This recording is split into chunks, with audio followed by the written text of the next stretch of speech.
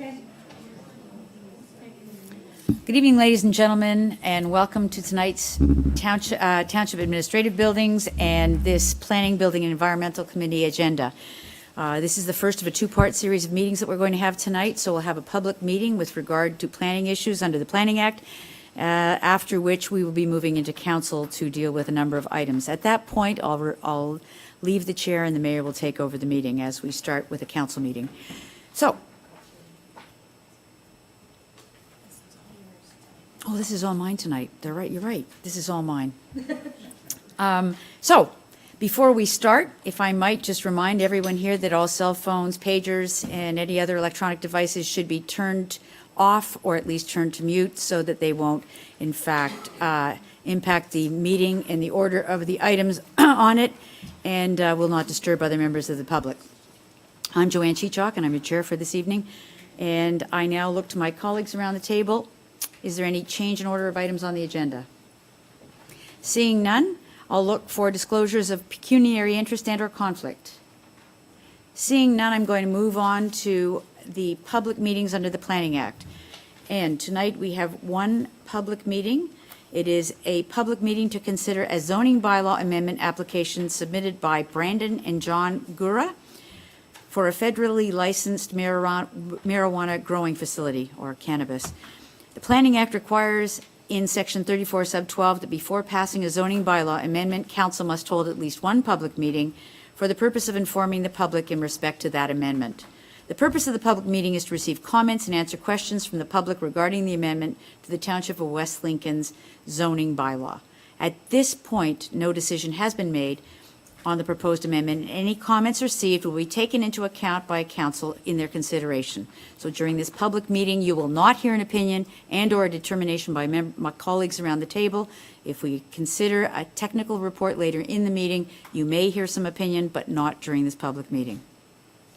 The Planning Act also requires under Section 34, Sub 13, that council advise the public that if a person or public body does not make an oral submission at a public meeting or make written submissions to the Township of West Lincoln before the bylaw is passed, the person or public body is not entitled to appeal the decision of council for the Township of West Lincoln to the local Planning Appeals Tribunal, or LPAT. Madam Clerk, could you please advise of the method and dates by which notice was given to the public? Thank you. Proper notice was given by way of individual notice dated August 1st, 2018. Thank you so much. Okay. Mr. Treble, I understand you are going to introduce and explain the purpose and reasoning behind this application. Thank you, Madam Chair. Yes, I'll do a quick overview. Just before I do, though, the folks that arrived and then left were part of a report that will be dealt with next week. They had originally thought it was tonight, but they'll be back next week. So the application that's before us tonight affects part of Lot 1, Concession 5 in the former Township of Caister. It is a 19-hectare, 47-acre parcel of agricultural land, zoned a combination of agricultural and environmental restrictions. The area of environmental restriction is towards the northwest corner of the property. The property is situated in the northwest corner of Caister-Gainsborough Town Line Road and Silver Street, Bismarck Road, whatever name you want to attach to it. And the application that's before us is in accordance with regulations that we put in the zoning bylaw a few years ago, which require that any type of medical marijuana application must go through a rezoning process and obtain the approval of Township Council as part of their initial applications before any license of the federal government has any effect on the property. We have some guidelines, regulations contained in Section 3 of the zoning bylaw that are to be complied with as part of an application. So in this particular instance, the applicant is proposing to change the zoning on the whole of the property, but the area to be affected is about 1 acre of the land where the proposed building is situated, or proposed to be situated, I should say. The proposed new structure is 1,394 square meters in size and is what is proposed to be licensed. The area where the facility would be situated would be within a fenced compound area as required by the bylaw, as would all parking and loading provisions be contained within that compound. Since this is proposed to be a licensed facility under the Health Canada regulations, then there are some fairly high standards with respect to security, camera monitoring, as well as fencing and controlled access to the area where production and processing is proposed. The zoning bylaw provisions of Section 3 require that the area of the property be in accordance with minimum lot requirements, and requires that the facility be 150 meters away from the lot lines of all adjacent parcels. There is a proposal for an exception to the lot lines, and I think Garrett has access to a drawing that he can put on the screen. The agents for the applicant will explain this in more detail, I'm sure, but the proposed facility is identified in hatched area with a driveway 6 meters in width proposed for access to the proposed compound. There is a reduced setback of 114 meters to the property to the northeast, identified as 1768, and there is a reduced setback to the northerly lot line of almost 109 meters that's proposed. All of the 150 meter requirements otherwise are complied with on this property. There are two other exceptions that staff and I believe the consultants for the agent are suggesting we should deal with at the same time, and that is a provision for recognizing lot area to be reduced from the requirement of the agricultural zone of 19 hectares, whereas 40 is required in the agricultural zone, and a reduction for the existing dwelling, which would normally be required to be 15 meters from the front lot line at 13.9 meters. Those setback provisions or those area provisions aren't really affected by this application, but since there's a proposal on the table, staff and the consulting team are suggesting that we should probably deal with those at the same time to ensure full compliance after a bylaw is approved, should that occur. So, Madam Chair, the other piece I just want to make reference to right now is there is a planning justification report which the consultant will speak to. Staff have asked that some additional factors be addressed, and I'm anticipating that the consultant will advise as to the timing of the response to some additional detail that has been asked for. And the detail that's been asked for is in response to the written communication that has been received to date. And all of that is actually part of the package, the technical report package that's before council tonight. There is one item of communication that is not part of the package by oversight, but I believe all of council has received email communication from Nellie DeHaan, who had advised of her concern with respect to the application. I won't read the whole document into the record because most of what she has written is a summary of the proposed application. But the general essence of her communication is to suggest that the zoning provisions or the zoning regulations that were put in place in the zoning bylaw were put in place with some good thought behind it, and therefore it seems that anyone should really question why they have to make exceptions to all of the various provisions as part of an application. And Nellie suggests on the basis of the fact that there are so many exceptions requested that it's not in the best interests of the township to support such an application. I'll ensure that's part of the actual recommendation report, which will come forward at a later date. But for now, Madam Chair, I just wanted to make sure that was on the record as communication that we've all received as well. So, Mr. Treble, just before you go ahead, that in fact is a letter from Dean Haven or the DeHaan Farms on Wednesday, September 5th at 3:04. It came to all members of council and to the clerk, and it's regarding the application for zoning, pardon me, that we're dealing with this evening. So just for the record. Thank you. That's correct. That is there, and I want to make sure that we have the correct one. Okay. Madam Chair, at this point, I think I'll turn it back to you and be available to answer questions as required. Thank you so much. Okay, so is the applicant or their agent here this evening? If, as you come to the microphone, if you'll just state your name and who you're representing for the record, please. Bryn O'Neill with GSP Group. And we also have Wayne Coble in the audience. Great. Can you start again? I'm sorry, the clerk didn't quite catch your name. Bryn O'Neill with GSP Group. Okay. Thank you, Bryn. Thanks. Okay. I'll just be making a brief presentation regarding the proposal. I'll do the first half, and then we have Wayne Coble as well, who will be addressing more of the day-to-day operations, since he is the quality assurance person for the site. So I'll just begin with these then. So as you know, the site is 1738 Caister Gainsborough Town Line Road. So it's approximately 19 hectares, and as Brian had said, it will be less than, about 1% of the lot will be used for the actual building. The owner has received an approved application number from Health Canada, so that's as far as you can go in the application process before you build your facility. So once the facility is built, it will be inspected and they will receive their full license. So the facility has been designed, it's under 15,000 square feet, and it is a one-story flat roof metal clad structure, so it will resemble a barn. These are just examples, the photos I have put. That's obviously, it'll look slightly different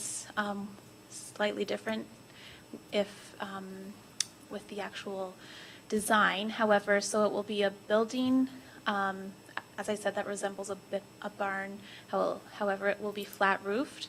And then if you look, the red line, that will be where the fencing will be, and that is required by Health Canada, and it will resemble something such as that, a chain link fence, 1.8 meter minimum in height.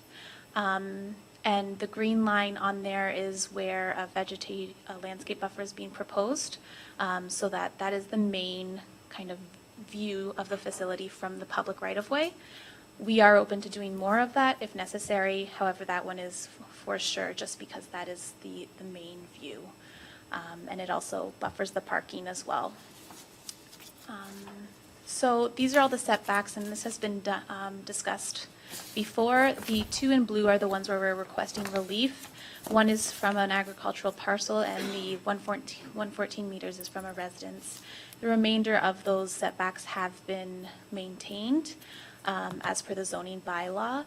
The building has been positioned specifically, I'll get into a little more detail in a few slides, but it's due to the regulated area through the NPCA. So these are the residences, and by oversight, there's an additional residence just south that has not been identified in terms of their address, but there's about 6 residences in proximity to the site, and the remainder is agricultural. These residents, the owner of the property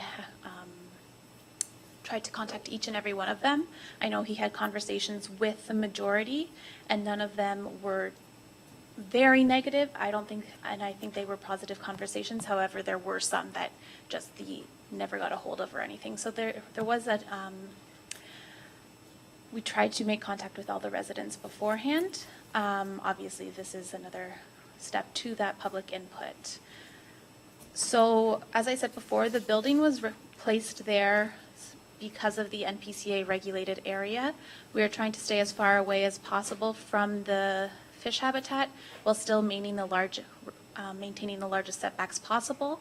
So that's the location that we ended up with. Technically, there is room to put the 150 meter setback on all sides, but you'd be kind of in the regulated area, and that is not ideal. So that's why we've located it there.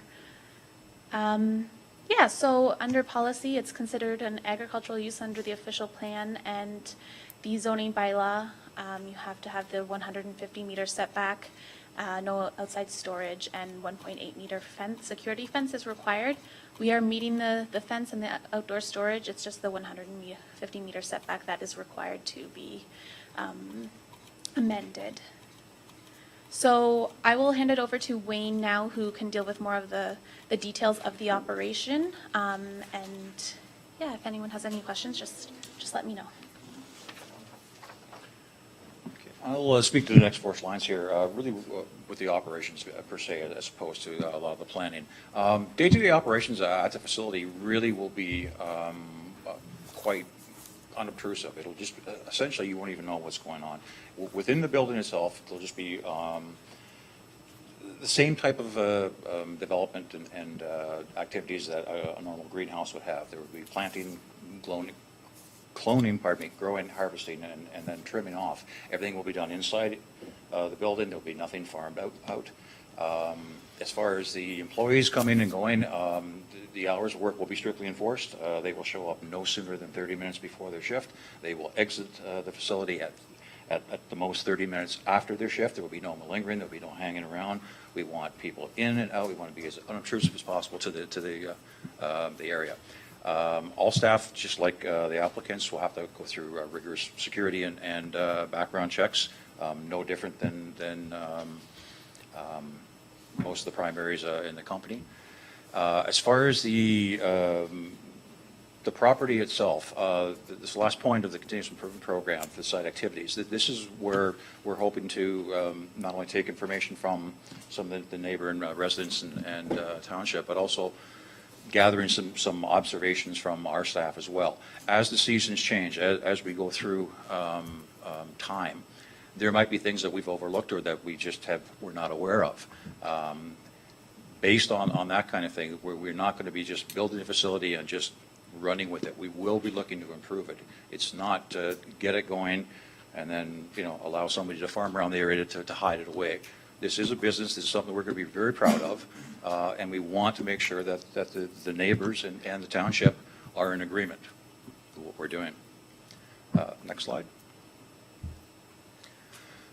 Noise. This is a concern that a lot of people have had. Again, probably because they have not been exposed to a cannabis growing operation.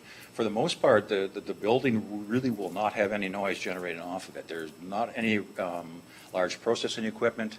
As far as HVAC and filtration and so forth, that will be just like a normal office building for the most part. The size of the building itself does not require a gigantic oversized facility such as that. And the only second point, the only noise that actually might be noticeable would be in times of power outage. The facility is required by regulations to have a secondary backup as far as for security and for the ongoing operations. So a modern backup generator will be used in times of need.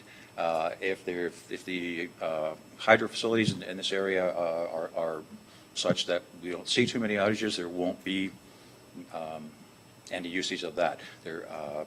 As far as the rest of the compound, there won't be any outside speakers. There'll be no paging. We're not anticipating a lot of fleet traffic because for the most part, all of our deliveries and pickups can be maintained with just normal couriers.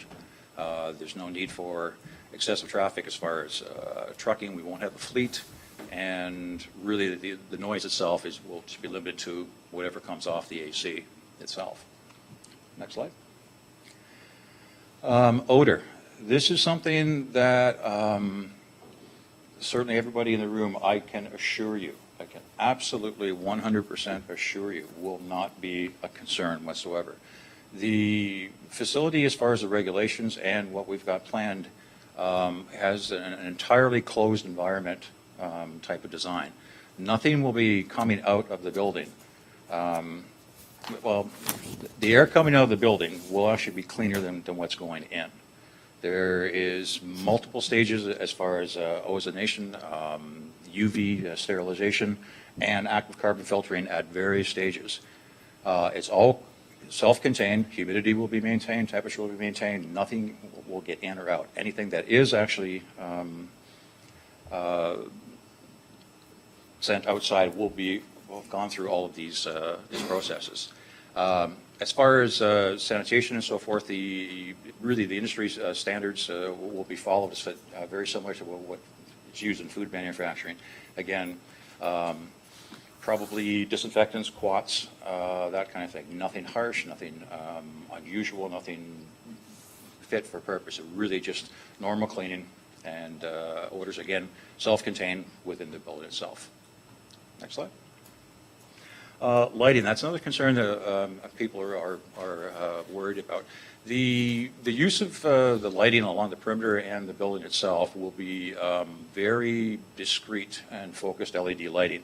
There is absolutely no need for large-scale flood lighting. And as far as the security requirements that use the lighting, most of it doesn't even require lights. For the majority of it, it's infrared and enhanced optics. The lighting will be on the fence line and entrances and so forth, again, required by regulations, but for the most part, they're just there for more safety than anything else. They will not be overpowered, they will not be omnidirectional, they will not be focused out away from the facility. Really, once you move about 50 or 100 meters away from the facility, the glow from it won't be much more than probably a normal backyard residence. I think that's about it.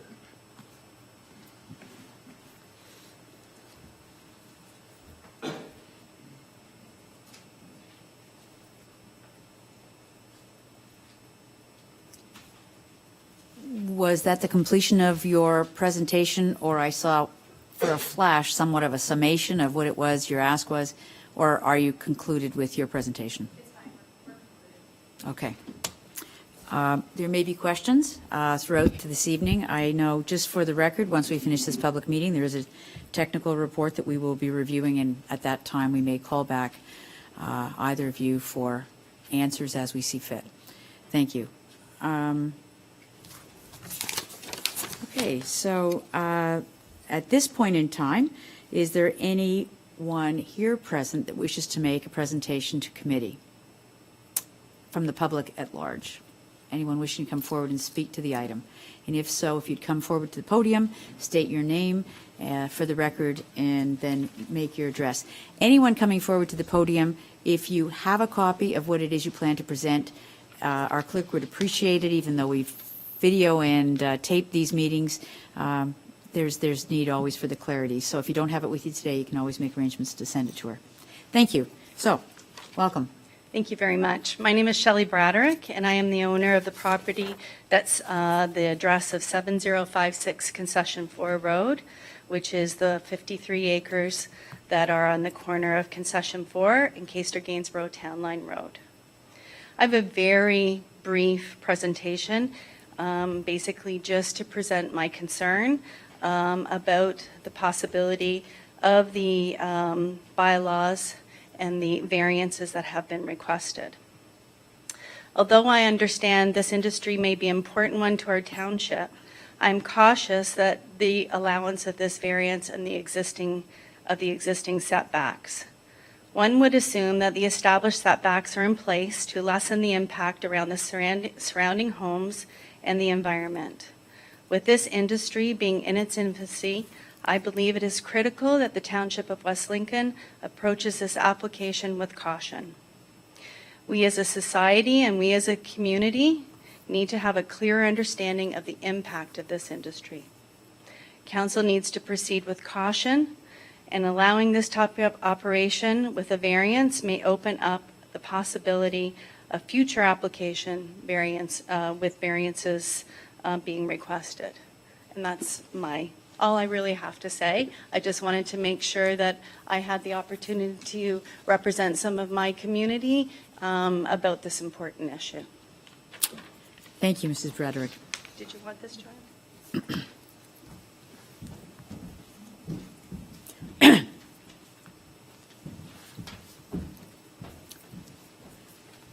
Is there anyone else wishing to, please come forward.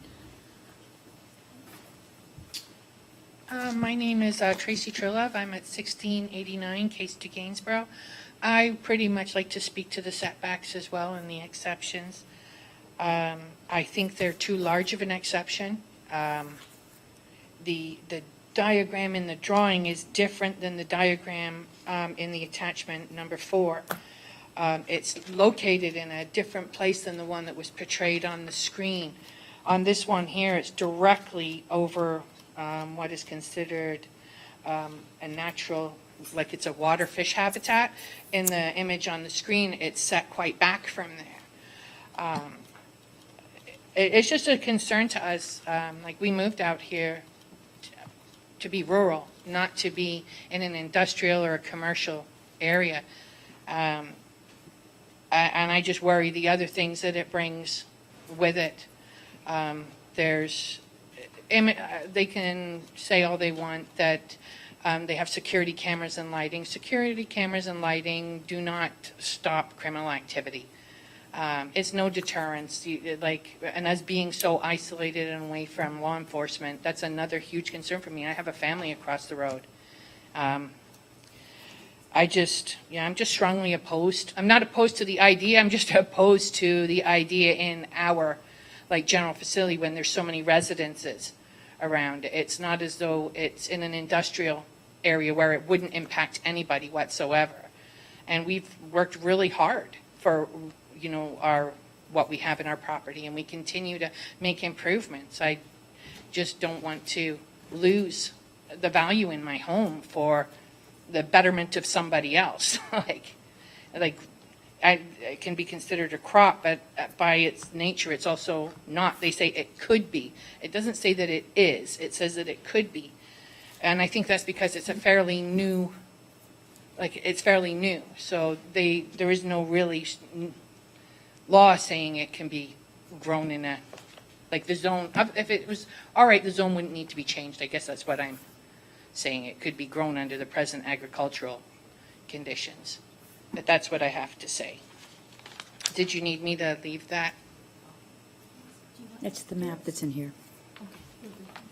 Thank you very much. Yes, Tracy. Oh, that's what I thought, yeah. I'm sorry, just for the record, I think we all missed your name. Truelove, Tracy Truelove. Thank you. I did have the first one right. Okay, anyone else wishing to come forward?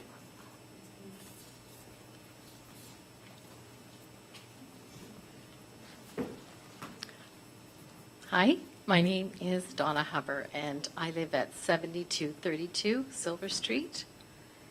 And again, I think you have a copy of our letter of opposition. Yes. We're not in favor of this facility being not directly across the road, but fairly close to our home.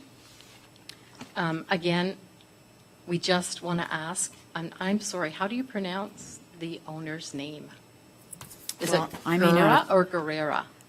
I said Gura, so. Gura, okay. Not really Yeah. sure. That doesn't Okay. make it right. Is I that correct? think it's Gura. It Yeah. is. So all we're asking is that if John and Brandon Gura wish to be owners of a medical cannabis facility, then we would suggest that they purchase property that meets the zoning bylaw regulations. At present, they have 19 hectares, which is less than half of the required land size. And perhaps if the industrial park would be a more appropriate property, considering that it suits the commercial and manufacturing aspect of the business. We want to try and do what other municipalities are doing. We're trying to hopefully clean up the regulations ahead of the legal legislation of cannabis. There's also another home in very close proximity, 1768 on the map, and they have very small children. And from my front porch, I can hear those children playing and having a great time outside. And my concern is for those children. Health Canada states very many cautious and dangerous effects, especially towards children, with noxious odors from these facilities. These facilities should not and cannot be placed in close proximity to schools or daycares or where other children are going to be residing. Now, I know some of you counselors have very small children, and I'm just asking, would you want to impose possible health side effects on your children if you lived in such close proximity to these noxious odor emissions? And I know that the gentleman is very, very concerned and states and guarantees that there will be no noxious odors, but I have my doubts about that. So I'm just really hoping that you will, make right decisions when it comes to laws, rules, and regulations, and that you will consider the rural people that live where we live and why we live there and why we want, a beautiful, quiet community. We don't want to be burdened with possible, breaches of security. And my question is, will Mr. Guerrera be living in the home that is positioned there? Will he be present when we have a breach of security, when we have odor emissions, and when we as a community, are faced with these transitions that are definitely going to take place when these facilities come to our community? Thank you for listening. Thank you, Mrs. Hubbard. Is there anyone else here this evening wishing to speak? Sir. Hello, my name's Dave Capazuka, 1689 Caister Gainsborough, Town Line Road. No one talked about the septic system and where the runoff is going to go. I'd like to, if anyone could answer that at some point in time, would be a concern for us. The other issue would be, as we're so rural, our police would never make it there on time.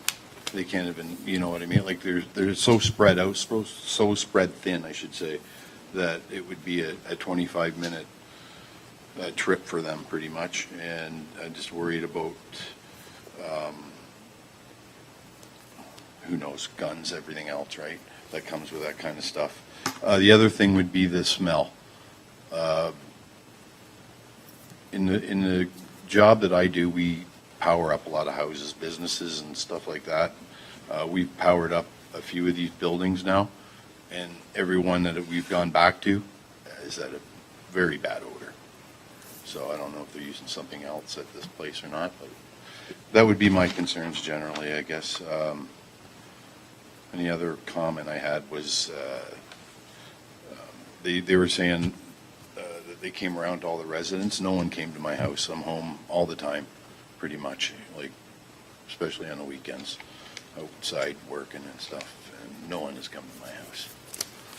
So that's all I have to say. Thanks. Thank you very much, Mr. Capazuta.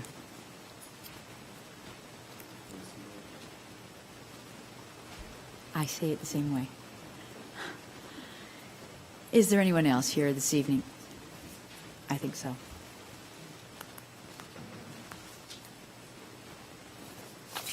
I'll ask one more time if there's anyone here wishing to address this item from the floor. And I'll say that because this, in fact, may be the last or the only public meeting regarding this topic. We'll determine that later, but I want everyone to have fair opportunity to speak. And seeing none, I am going to confine this to table. Are there any questions here? Councillor Ganan. Thank you. I have a few questions.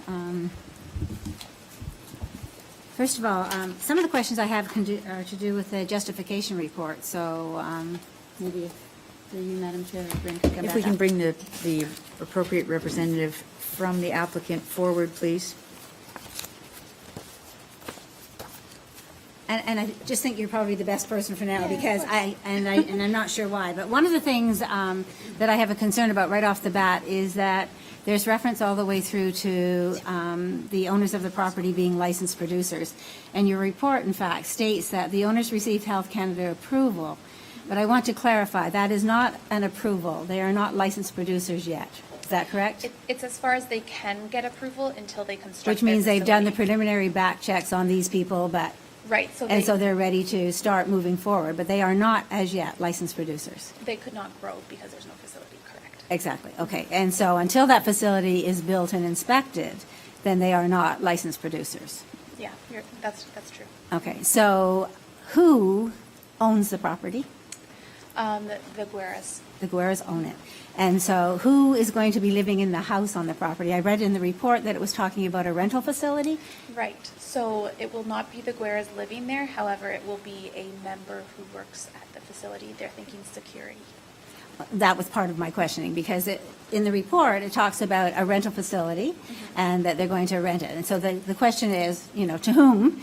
And is that somebody who's going to monitor that equipment supposedly and be there in case there's a problem, just as some of the residents have asked, somebody who's going to monitor the security and be aware if something's going on with the lighting or if something's going on with smell? That's the intent. Okay. So, and I did not catch Wayne's last name.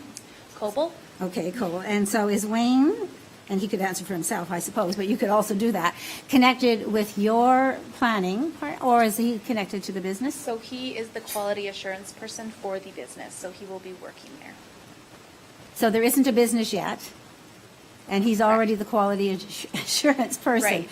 So can you explain for the residents who are here and the rest of council how that works, please? My understanding is you need that specific person who has the licenses and everything for your application to Health Canada, so you need the person basically before you do your application process. So Wayne currently works for somebody else?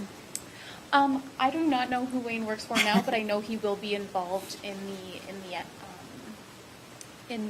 site once it's built. But you do have to have a quality assurance person retained, I guess, prior to your application.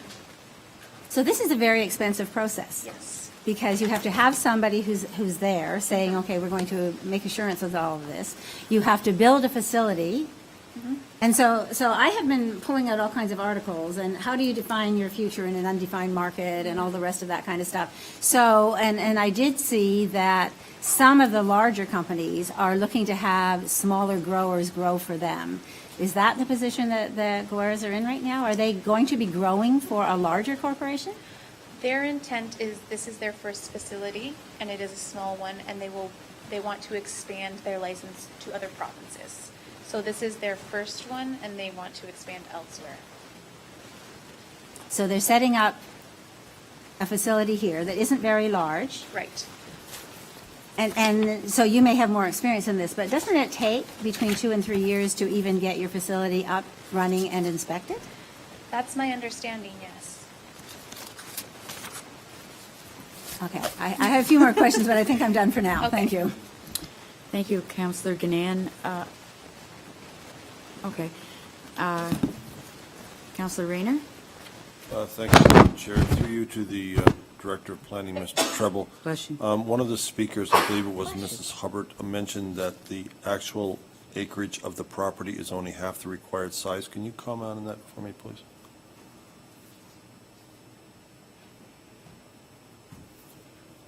Mr. Treble? Through you, Madam Chair, I had mentioned in the presentation materials that there were 2 additional exceptions that staff and the consultants for the planning team are proposing to deal with. So the existing situation of this property is a 19-hectare parcel of land. The bylaw for the agricultural zone recommends that if you were to create an agricultural lot today, it should be 40 hectares in size. So it is half, but that situation exists now. It's nothing to do with the actual marijuana facility before us. It's simply an added piece that's proposed to be recognized as part of the application.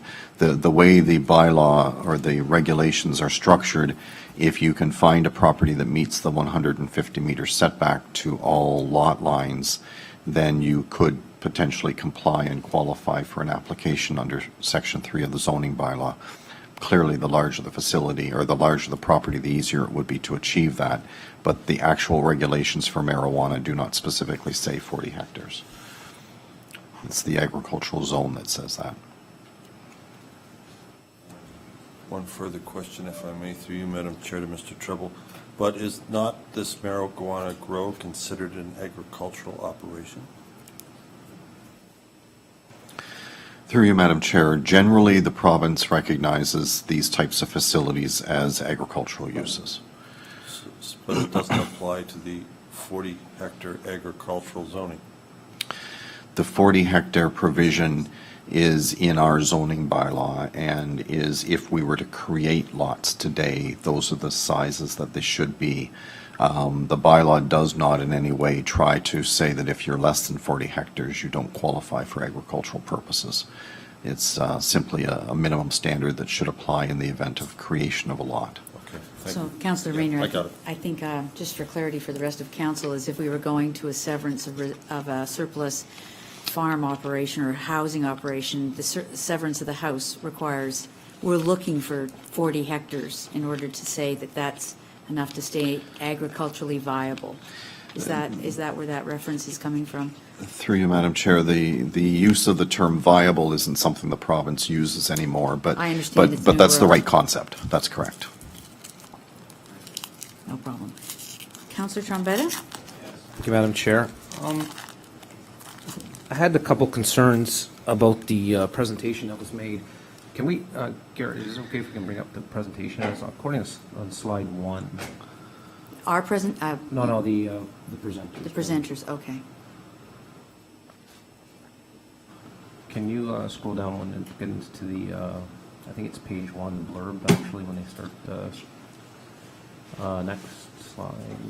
I don't know which slide. More. I think he's looking for words. Words, yeah. Words.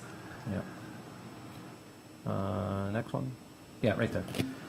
So this slide kind of gave me a lot of concerns. It says 24/7 operations with consistent optical and electronic surveillance recording and daily, weekly cloning. I got grave concerns with that. You know, that statement tells me that this is going to be going on 24/7. And this is it's supposed to be according to, I guess, legislation, it's calling it an agricultural industry, but this slide doesn't tell me that at all. This slide tells me that we're going to have a 24 operation going on.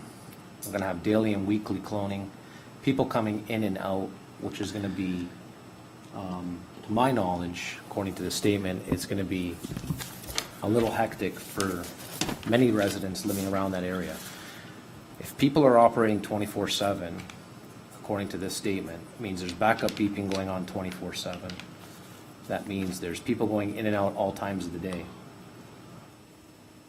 That is something that doesn't sit well with myself, especially when someone's trying to make a proposal out in our agriculture area. And I know exactly where this area is, and I've driven this area many times. There's a lot more questions I have. Like, you know, we still have the new building coming up. There's obviously the issue of smell. I know many barns that are out there that are new facilities and they still smell. You know, there's chicken barns that, you know, they're in operation, they smell and they give an odor. And now this is a possibility of having an odor as well. And they can say that it's not, but there's always a possibility of odor, and I think there will be. You know, again, the 24-hour operation, you know, there's lighting that's going on, and that's going to illuminate these plants that we all know. Is that going to be beaming from, you know, people going in and out? So, and I'm quite sure that I have a lot more questions, and I don't think tonight I'm going to get all the answers.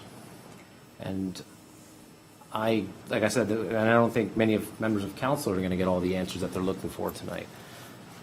So I don't know if another public meeting is going to be required, Madam Chair, for this application.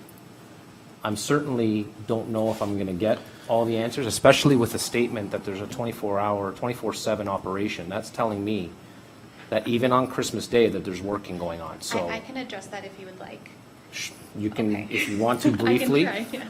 So by 24/7, obviously, growing is happening 24/7. So, and there will be full staff between 9 and 5.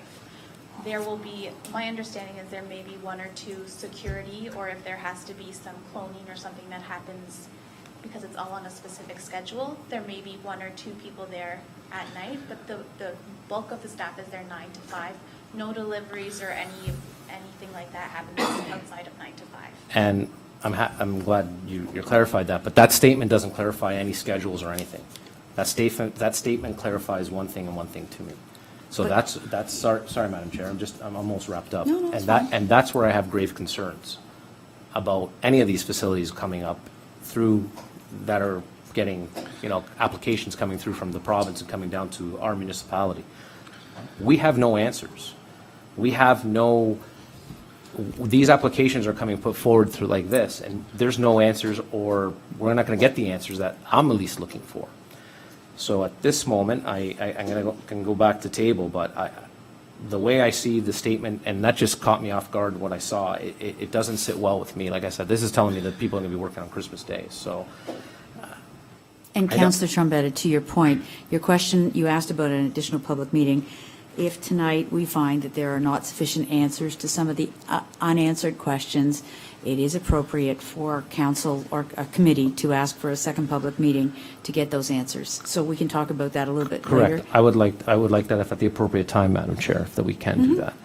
And if this presentation would have more outlines like you've described to me, it would give me more clarification. But at this point, I'm not getting that, and I just want to make that as a comment. Thank you, Madam Chair. Not at all. Thank you. Councillor Bell? Through you, Madam Chair. I don't know, this isn't our first rodeo. We've been here a few times, okay? And I guess colleagues have asked a lot of good questions, and I'm only going to ask a couple really quickly. Does your application meet all the rules of the government? And does it fall within the regulations and bylaws of West Lincoln? It meets all the requirements of Health Canada, yes. Okay. And it meets the requirements of West Lincoln, apart from what we're asking for in terms of the zoning. Okay, Which is so- the setbacks. So it doesn't meet the bylaws of West Lincoln. Ours is very simple, 150-meter setback. Correct. So you're nowhere near it. You got 108 on one side and 114 on the other. Those are pretty considerable concessions you're asking us for. Personally, I think your asks are just totally unrealistic. And you should really be ashamed of yourself coming and asking for them kind of concessions from us.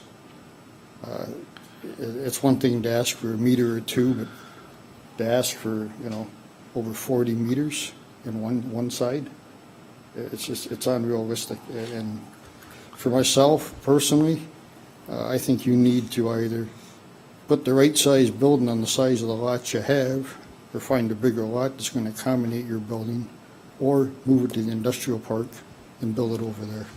That's my feelings. And with that, at this time, I could just, I know the report's coming forward, but that's where I am with it right now. Thank you, Councillor Bell. Others?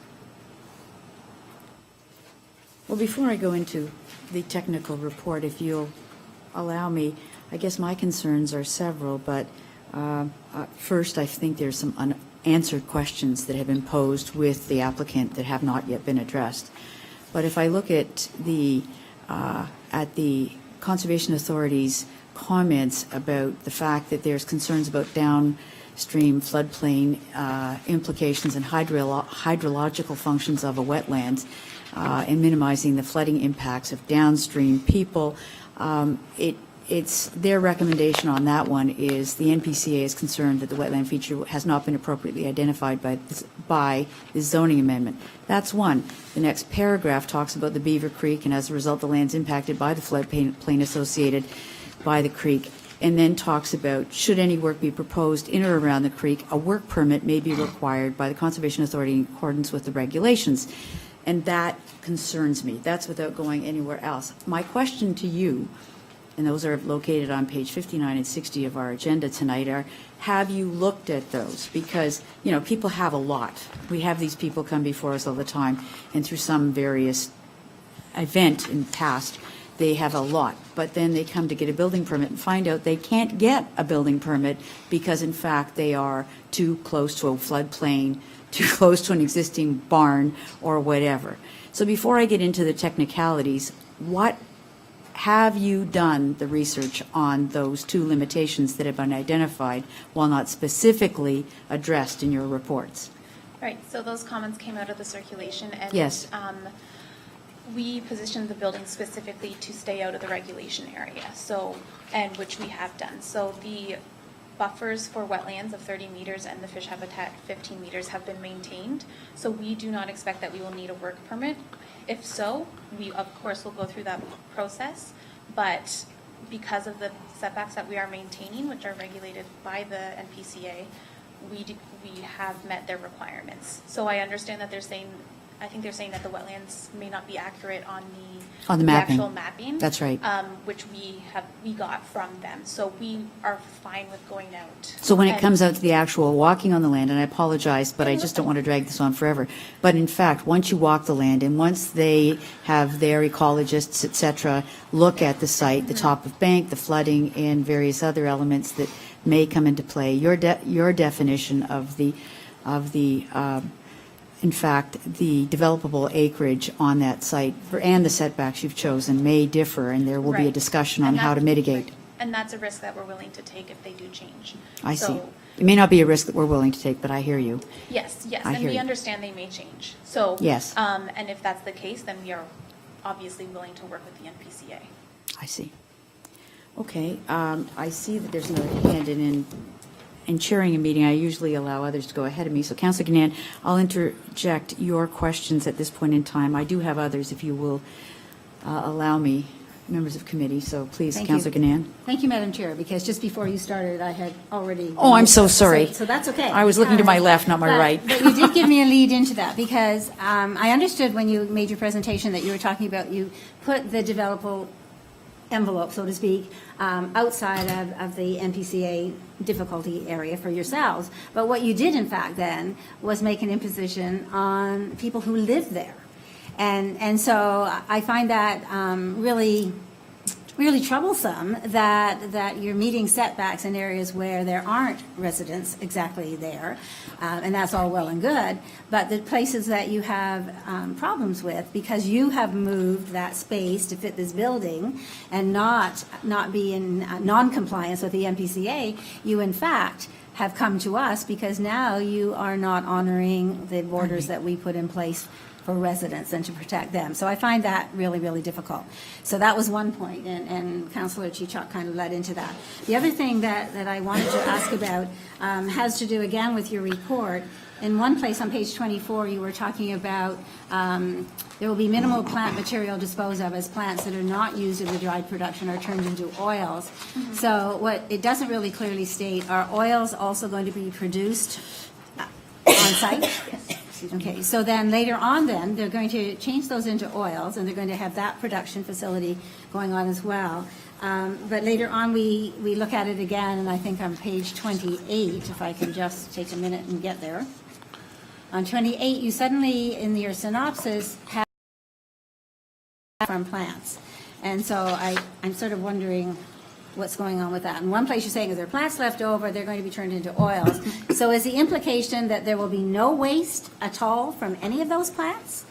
My understanding is it's minimal, however, I think Wayne can speak to that better than I. Okay, so then when the chart is done, provincial interest and response, where it's a justification report, so you're obviously justifying what you're asking for, it says very clearly, the minimization of waste is what the province is looking for. And then it says, there will be no plant waste as all parts of the plant are used within the production. So there is not really any agricultural activity anywhere where there isn't some waste. If it's cleaning out of pots or getting rid of roots or whatever. So what happens to that? And is that cleaned outside of the boundaries that you have? Or is there cleaning facility within that building? That building's not all that large to also be cleaning pots and things. Do you have an understanding of how that will all occur?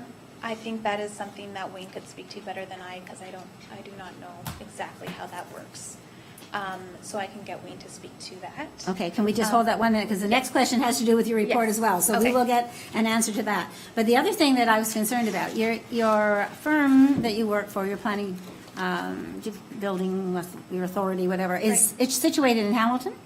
So there is a great deal of traffic, because another thing that was alluded to in your report is that there be no traffic impact. But this is a very relatively quiet area, except for the road that you're saying there'll be no impact. It's one of our busier roads, people traveling the Caister-Gainsborough town line. So it may look to somebody from outside of our municipality like that's a pretty quiet road. But both of those roads, both 65 and Caister-Gainsborough, are very well-traveled roads by rural standards. So the fact that it is not to you an issue does not mean that it's not an issue to the people who live there or the people who are traveling those roads. They are, for country purposes, very well-traveled roads, so. Right, and that's understood. I believe when we speak to its increased traffic volumes because of the facility and because it is a small staff and deliveries will be maybe once a day, there will be very limited increase to traffic. I just have a problem with justification reports that are trying to prove their point without really knowing the municipality. And so I wanted to make sure that the owners are also very clear that this is not, it might look like it's out in the country by city standards, but it really is still of great importance to the people who live Yes, there. of course. Okay, Yeah. so back to the issue of cleaning up. That would be Yes. great if we can get an Yeah, answer. and before Wayne does come up, I can address the placing of the building just a little bit more. You had said we had done it so we didn't impact the PCA for our own benefit, but that is also for the benefit of the Conservation Authority, because obviously we don't want to impact any fish habitat. So that is why we placed it where we did.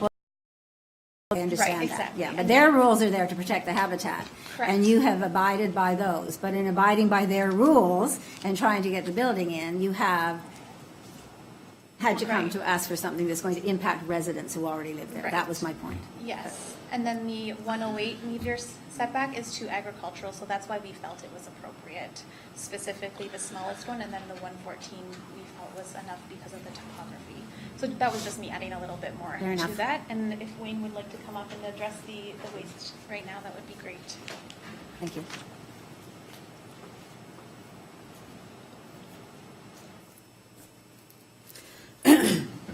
Thank you. So we're back to looking at waste and what's used. So one part of the report indicates that all parts of the plants will be used. Another part indicates that Not true. some will be used and turned into oil. So please explain. All parts of the plant except the rootstocks Okay. will be used.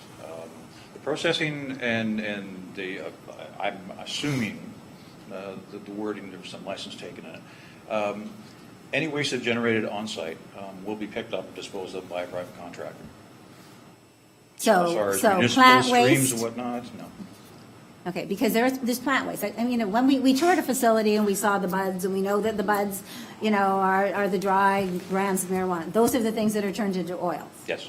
But there are many parts of those plants left. Yeah, in the growing of the plant itself, it is, pardon me, it is trimmed down to the point where just the minimal amount of flowering area is kept. Right, but So through all that trimming, they you're switch creating up- waste. Exactly, but when that is all cut down, the rootstock, some of the rootstock, all the stems, all the trimmed leaves will be used for extractions for oil. Okay, so the trimmings and all of that stuff that you can't use, anything that goes, where is that done? Is the cleaning done within the facility, the cleaning of the pots, the sterilization of whatever needs to be done so that you can redo your growth or whatever? On-site, absolutely. Or- Nothing- On-site, yes, but in the facility or around the facility? In the facility.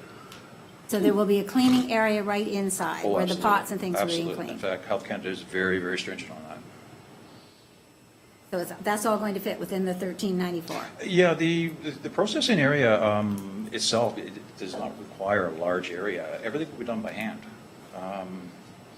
As far as the future extraction, as far as the oils, I can't speak directly on that. I know there's about 2 or 3 different processes that need to be looked at, and both as far as costs. But they can be done on site. They can be done in an area, quite frankly, not much bigger than maybe twice the size of this podium. So this facility that's going to be barn-like Yes. is going to have enough space? Is it going to be multi-floored? Or is it going, At this stage, I believe it's at one story. one story? So Yeah. within that one story, you're going to have growing areas and cloning areas and office space and cleaning areas and a laboratory suitable for doing oils. Yes, ma'am. Fine, thank you. I know it sounds unusual. I No, have, well, I it's have not- all of that and more Within anything that I've in my own read, it home. seems outside of the Yeah. usual, but that's fine, thank you. Counselor Bell, did you want to ask a question? Yeah. Because I don't want to jump in before anyone else is finished with it. Please, Counselor Bell. I find it interesting, the question come up, and it's really straightforward, the NPC, you want to protect wildlife and fish, and yet we as a municipality have 150 meter setback in place, no different than the rules of the NPC or anybody else, if you'll ignore our 150 meter setback and put the health of our residents at stake so that we can satisfy the NPCA fish and wildlife. Is that correct? Oh, Counselor Bell, you're stealing my stuff. I don't want to. Well, I think where we differ is we don't feel that it's putting people's health at risk. So due to all the restrictions and everything that have to be met through Health Canada. But obviously, you feel differently. But that's So I would take that to say that we need to do whatever we gotta do to get this passed in our town, which means putting our residents at risk. is that a question?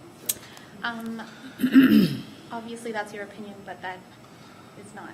I think Counselor Bell's looking for a question. He's asking a question. He's not giving his opinion. He was asking you what you think. So at this point in time, if you wish to answer that or just pass it, that's up to you. As a professional planner, I would not be recommending this if I didn't feel like it was appropriate. Thank you. Fair enough.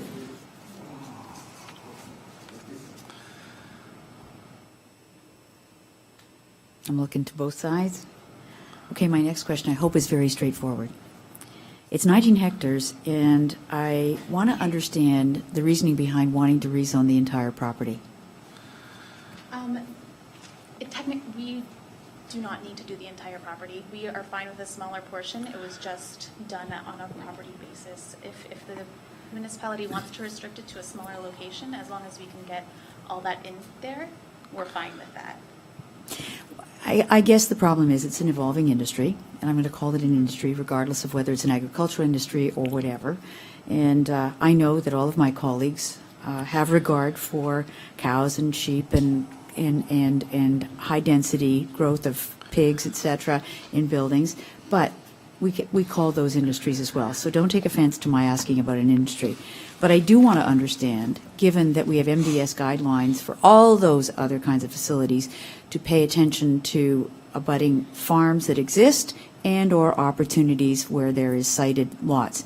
So when someone comes in with an application that requires substantially more than the footprint of the building and wants the entire property rezoned, it asks us and begs the question of why, therefore the question. And it does say that you're coming in today for that. You do have a wetland that constricts the ability to use the entirety of the property, but never say never is something I've learned. Right.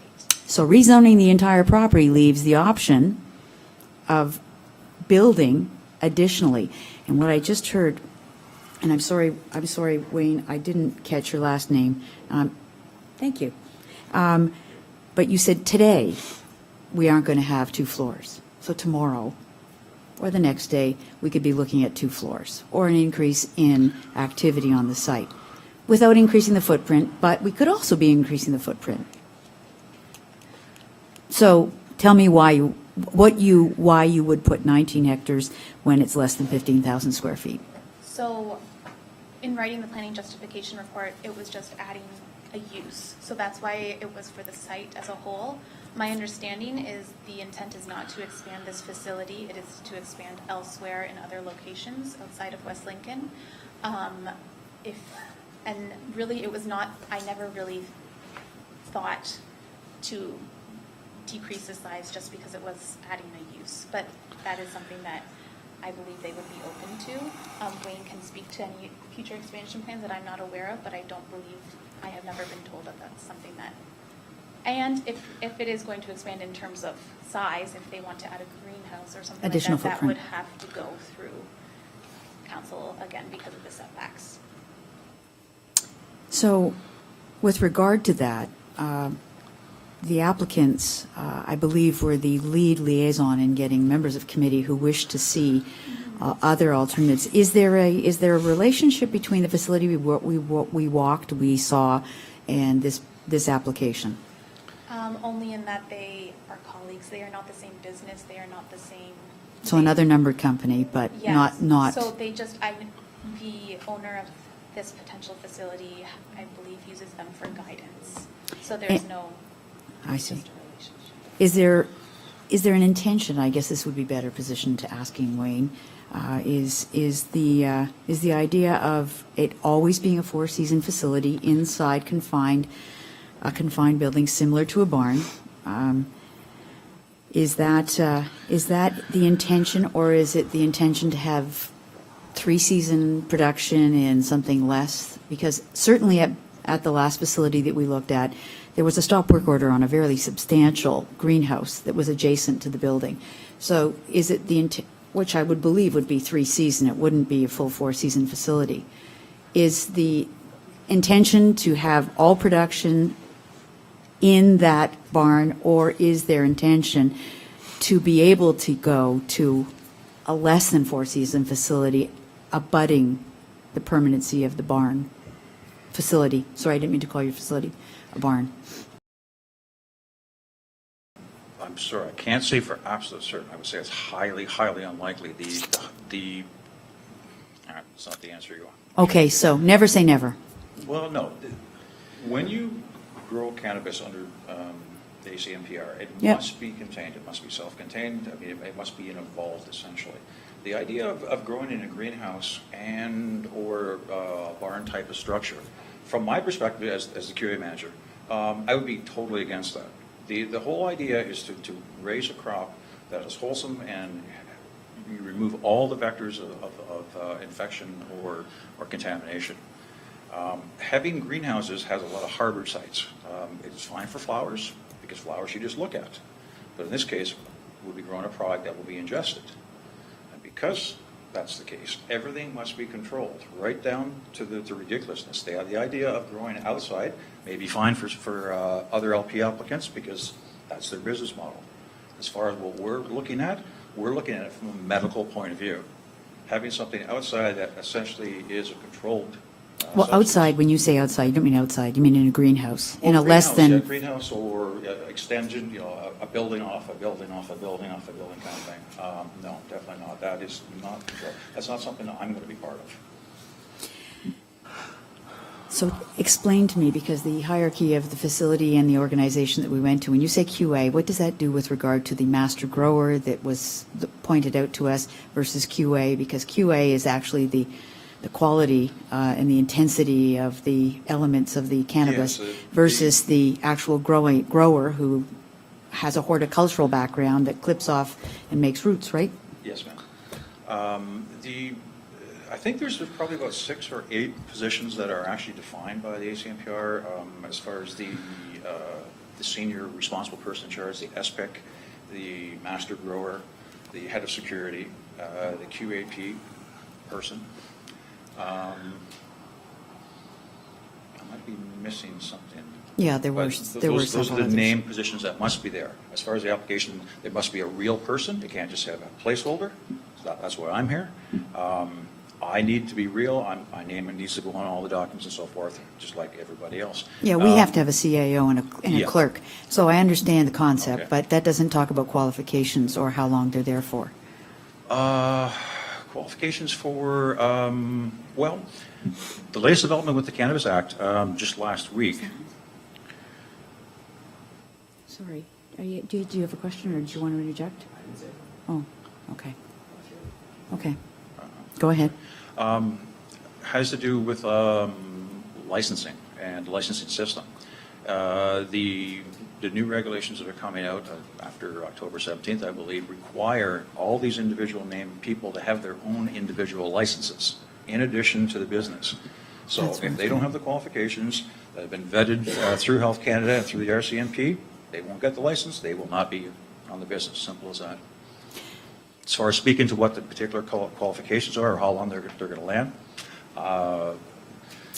That'll come out in October. that will come. If we can run a good facility and a good business, I hope people want to stay.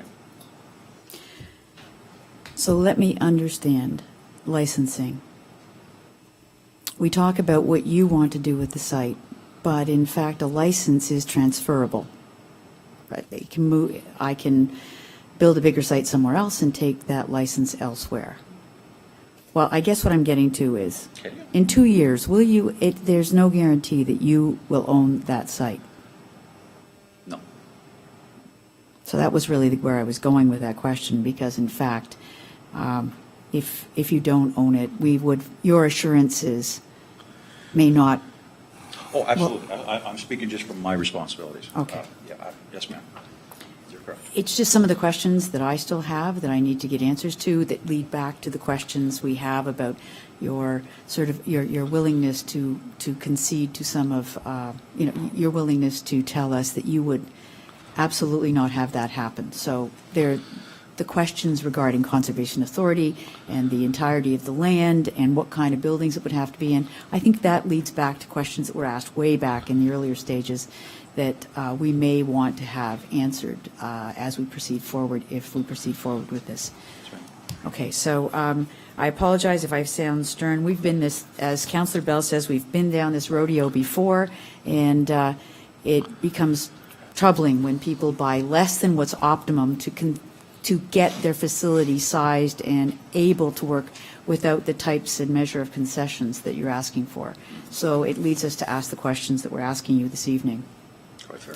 So I'm going to leave my questions there. I know there's a technical report where we'll be asking and determining very soon on the agenda what the next steps are. So thank you for taking those questions. Thank you.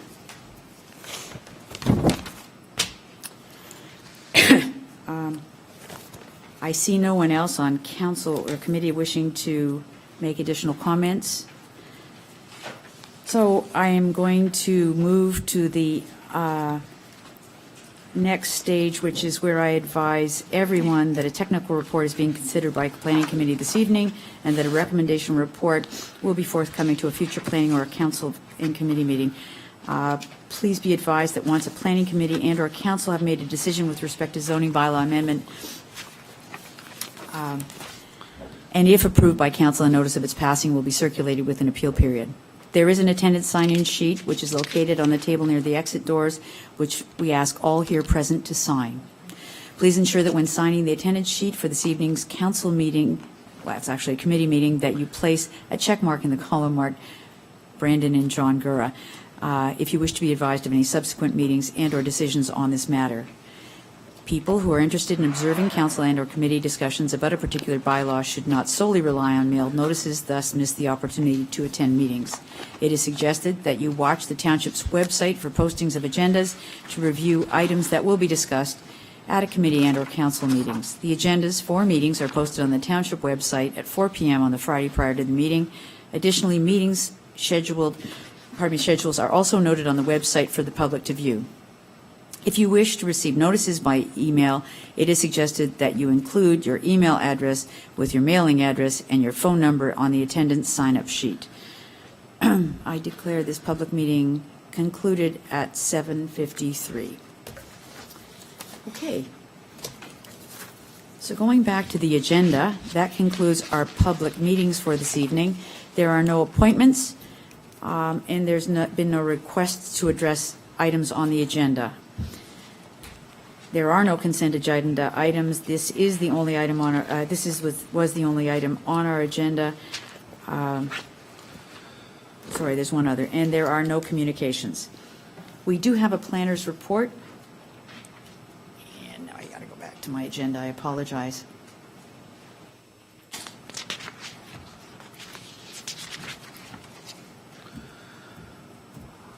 Okay. So there is staff reports. We have a staff report, item P101-18, which is a technical report with the zoning bylaw amendment by Brandon and John Guerrera for a federally licensed medical marijuana growing facility, and the recommendations therein contained are that report PD 139-18 regarding Brandon Gura, application for rezoning, file 1601-017-18 dated September 10th, 2018 be received, and that a recommendation report be presented at a future planning, building, environmental committee meeting once all agency and public comments have been received and reviewed. I need a mover for that report. Councillor Rayner, Councillor Bilsma. Okay. That report is on the table. Comments or questions? Councillor Trombetta. Thank you, Madam Chair. I don't know if this is the appropriate time, but I think it is if we can ask for, because I said possibly that all my questions aren't going to be answered this evening, Madam Chair, and I was hoping that we can push forward a second public meeting if that's okay with you. Councillor Trombetta, if it's the feeling of this committee that there's outstanding items, outstanding questions or concerns that weren't addressed this evening, it's appropriate at a future meeting that a second public meeting be held to understand the fulsomeness of the answers to all those questions. And Mr. Treble, is that not the way we would handle this? Through you, Madam Chair, I would think if the committee is of the opinion a second public meeting is required, perhaps the second clause of the technical report should be adjusted to include that requirement. Yes. Thank you. So, if you want to have certainty in that, Councillor Trombetta, that once all that prior to amendment number 2, that a recommendation report be presented at a future planning, building, and environmental committee meeting once a second public meeting to address all unanswered questions has been held and all agency and public comments have been received. I understand this is just review for information at this moment, Madam Chair. I can even just do that at this moment, and then I can wait till council to adjust that as well, can I not? There's no difference. You could wait till council to do that, or you could ask for an amendment to that, and that we put to a vote tonight. Okay, then I'll ask for the public meeting now then. Sorry? We'll ask for a future public meeting. You'd like a second public meeting Yes, to I would. consider those questions. I think the clerk is doing some typing here, which means she's adjusting recommendation 2. Yeah, Councillor Trombetta is putting that motion forward. Is there a seconder for that amendment? Councillor Bell? Okay. Councillor Bell's got, hang on, I'm getting there. Question that we've got a mover and a seconder to that amendment. Councillor Bilsma. I just, I'm going to just, it sounds like, I'm going to speak against it. And it's just simply this. We've had a number of these applications come forward. We have public meetings. We're kind of in a groove in terms of we know the answers or the questions to ask at the appropriate time during the public meeting. I didn't, earlier when it was a public meeting, I didn't feel that we hadn't covered any bases. I know that my colleagues to the right and left are very diligent in their work. They were going first. They were asking all the right questions about setbacks, about odors, and about quality control, and about waste disposal, and about runoff. And like I said, it's not like we're a well-oiled machine. We treat each application on its own merit, but the fact of the matter is we are becoming all too familiar with these applications. So a second public meeting, I think, is superfluous. Okay. So I'm just going to speak against the second public meeting. I think I have all the information that I need, and then when we get back, depending on the outcome of this, I'd like to also speak to the recommendation that's before. We've got an amendment on the floor, and once we've spoken to that and voted on that, we'll go back to the main motion, or the main motion as amended. Thank you. Yes, I have Councillor Rayner first, and then Councillor Trombetta. Oh, I'm sorry, Councillor Bell. Oops, I keep looking to the left. I swear you'll get there. Go ahead, Councillor Rayner. Thank you, Madam Chair. This is a technical report, and we know what we have to do with regards to voting in order to proceed to the next recommendation report from the planning, but As Councillor Bilsma has mentioned, we've been through this many times, and the feelings have already been clearly expressed on the other side of the table, as they most likely will be on this side of the table. So I fail to see the need for a second public meeting. So at that moment, Madam Chair, I'd like to withdraw it then, Madam Chair. I do believe that at this point in time, if you wish to have that withdrawn and hold it for a future meeting or hold it for a future opportunity, Councillor Trombetta, you have that right. The seconder, Councillor Bell. Yeah, I'm good. He answered my question. Okay, next. Okay, so on the main motion, which was, it's there, are there any more comments? Yeah, I know, I'm getting there. I'm just saying on the main motion. I'm just holding I it up. understand, sometimes I just think that people are just waving their hand. So the royal wave, Councillor Bilsma, you wish to speak to the main motion. Thank you. Thank you very much. Very quickly, when we heard from the public during the public portion of the meeting, whenever it comes to these applications, my decision process is quite simple. As a municipality, we've defined setbacks, and we've defined what we, based on the information and knowledge that we have about these facilities, have determined to be proper setbacks and proper controls in place to protect our residents. So when these applications come in and they're asking for variances on that bylaw, it makes it quite simple.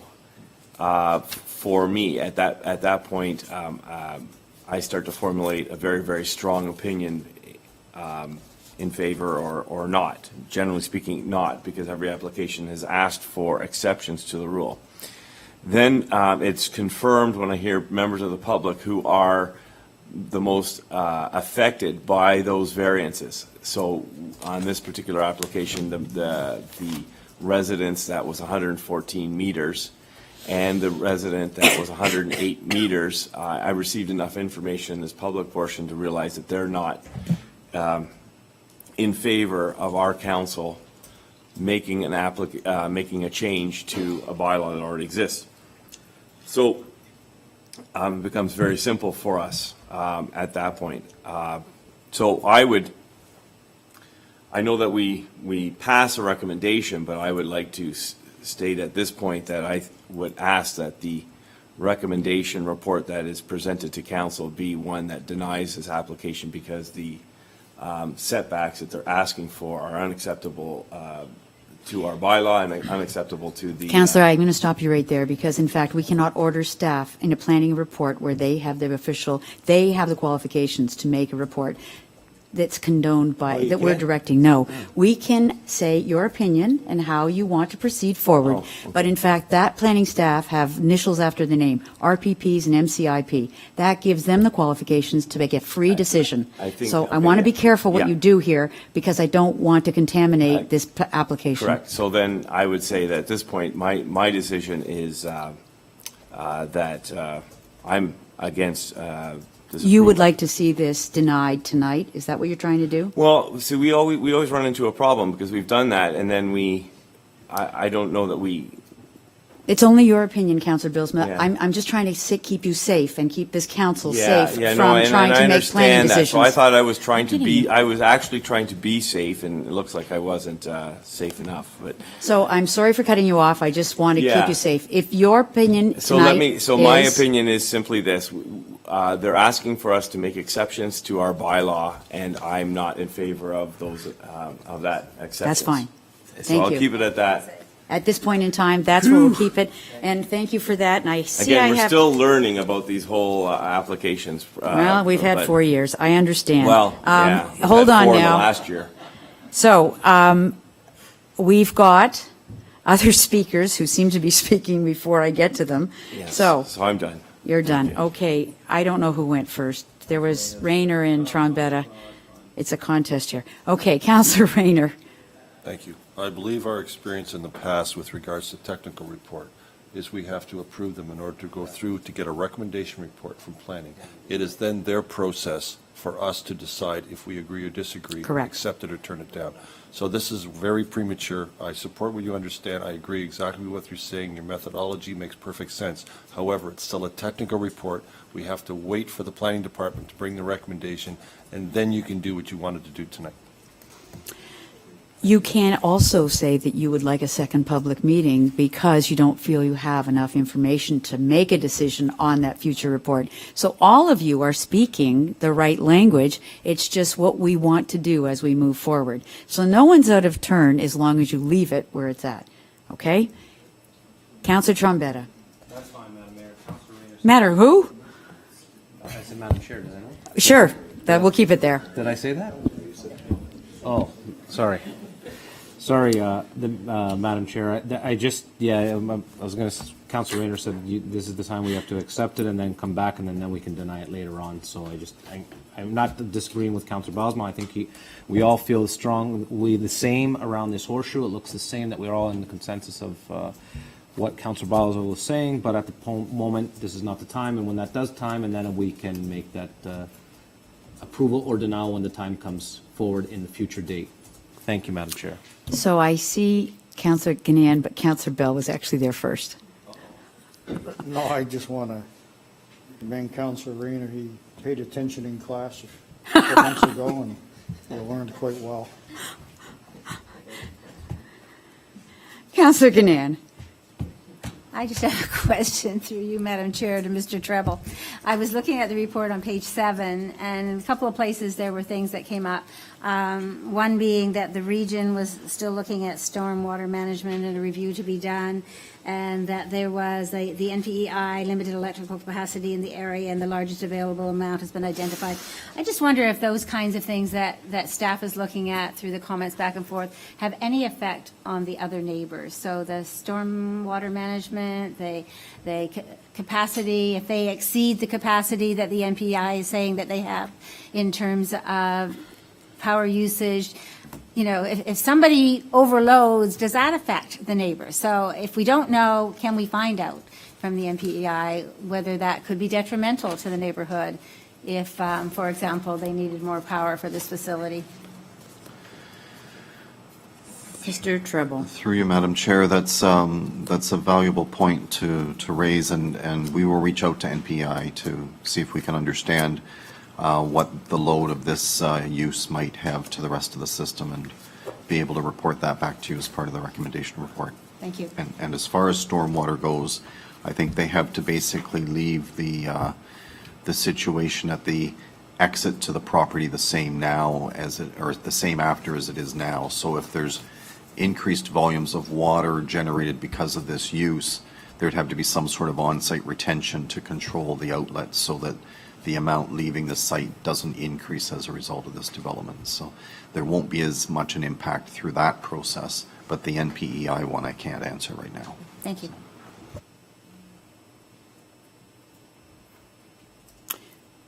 So just for the record, this was a public meeting, and this is an application, and while we've heard many others before this on similar comments and topics and zoning or rezonings and applications to our zoning bylaw are heard, but on every one, I believe we've tried to be looking at it on virtually. A public meeting is about virtually hearing de novo, which means we look at it on its criteria, on its qualifications, and on how it meets with our zoning applications. So tonight, I think, while we've heard the requirements and what it is each of our applicants in the past have done, I think we're looking at what is missing from what we have before us.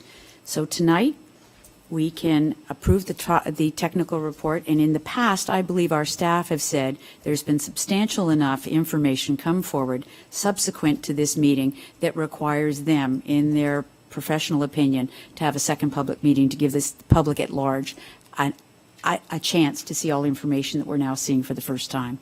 So I'm relying on that and the credibility of our staff to come forward tonight with a technical meeting, and for us to understand what additional information comes forward as they discuss this further with all the agencies as well as the applicant And if it's necessary, I will rely on that same staff to determine whether or not a second public meeting will be required, and we'll do it at that time.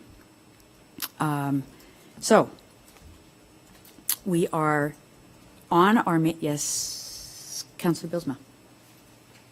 So just kind of further, because I've been thinking here a little bit, is it inappropriate or is it acceptable for a council member, and just hear me out here and do this in a hypothetical, but with respect to what happened earlier, is it not appropriate for a councillor to ask staff, regardless of their numbers and letters that are behind their name, to just simply uphold our municipal bylaw? So what I was basically saying is we have a setback. They've been asked for a minor variance, and I'm asking our staff to uphold the bylaws that this council have approved. And so that's basically where I was going. I was not trying to transgress, but just basically, in a formal way, say we have a bylaw that we're all comfortable with around the horseshoe, and ask the staff to uphold that, not to necessarily, not to change. And so that's all I wanted to do. I wanted to get that on the record, and I think that's fair to Certainly, Councillor Bilsma, it's the ability of every councillor to ask for something different. And that's not what it sounded like you were going at when you started. End, yeah. But the end is that if we feel that that the staff come forward, it's their opportunity to look at the nature of the variance and whether or not there are supportable elements to it. So when they come forward with their staff report, if we don't agree with them, we can decide to differ. But if we see that their justification, supported by all the other agencies, is appropriate, we may choose to take it, or we can alter it. That's within the discretion. The outcome of our altering a staff report is that we face going to LPAT, the successor of the OMB. And I understand all and, that, And yeah. so you asked me, and I'm trying to be in fairness, answer it in a logical way. So our role is to allow the staff to give us the information, and then when they have the final report for us, then to object or agree or change what it is that they've brought forward. So tonight would not be the night for us to instruct the staff on how they should write a report. That was where I was getting to. So when the actual report comes forward, next time, following that, we can then make amendments to either, like I say, accept it, change it, or deny it. So tonight, we're just dealing with a technical report.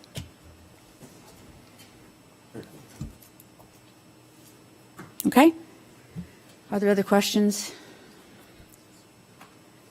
Okay. So, in fact, that would suggest that we are now ready for a vote on the main motion, unamended. All those in favor of accepting the technical report, I see that motion carries. Pardon me. So just to everybody in the audience, we have accepted the technical report. That will come forward with a future report, likely of a recommendation report at some future meeting. Okay? Yes, actually, if you want to be notified of the actions, please make sure that you do sign up for the future for attendance sheet at the side. We're moving now on to item P102-18. No, sorry. Other business. The first item is tabled, and other business item P102-18, which is members of committee, other business matters of an informative nature. Are there any? Councillor Bilsma.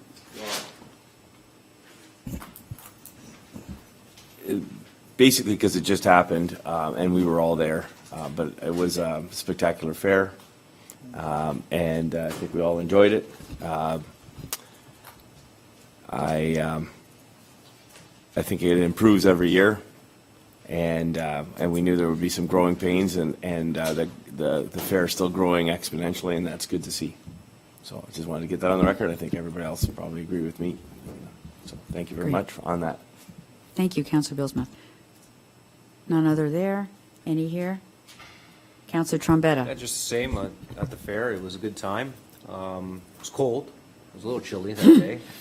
It was sweater weather, but I just wanted to commend the locals for the foods and all those, the firefighters, 4-H, and there's multiple other ones that were providing food for the fair, and seeing a lot of our locals support the locals there was a good thing to see, and all the hard work to all the volunteers that put a big effort into getting this done. Without the volunteers and setting this up, Madam Chair, this West Niagara Fair wouldn't be able to take place in the way and the capacity that it does, getting all those people in and out and so on and so forth. So I want to just make it known about the volunteers and how much work they put forward to putting a great fair once again.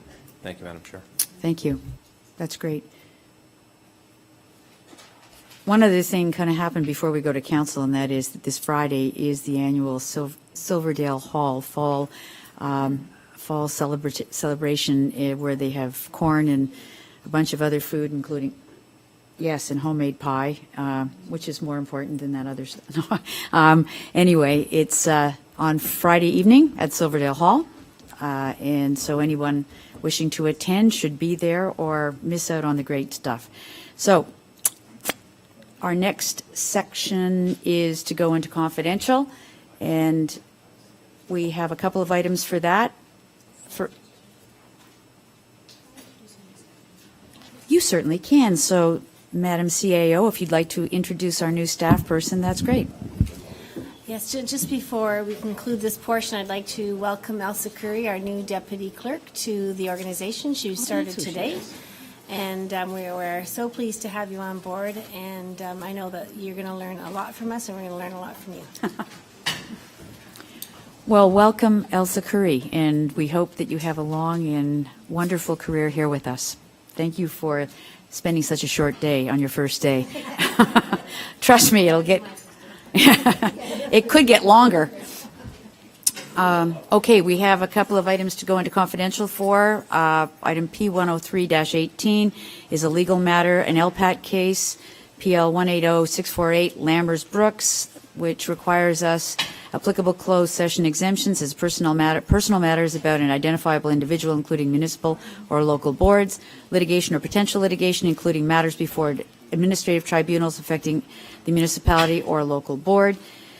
Advice that is subject to solicitor-client privilege, including communications necessary for that purpose. And the second item, P104-18, is a personnel matter, issue matters relating to identifiable individuals, and the applicable closed session exemptions are personal matters about an identifiable individual, including municipal or local board employees.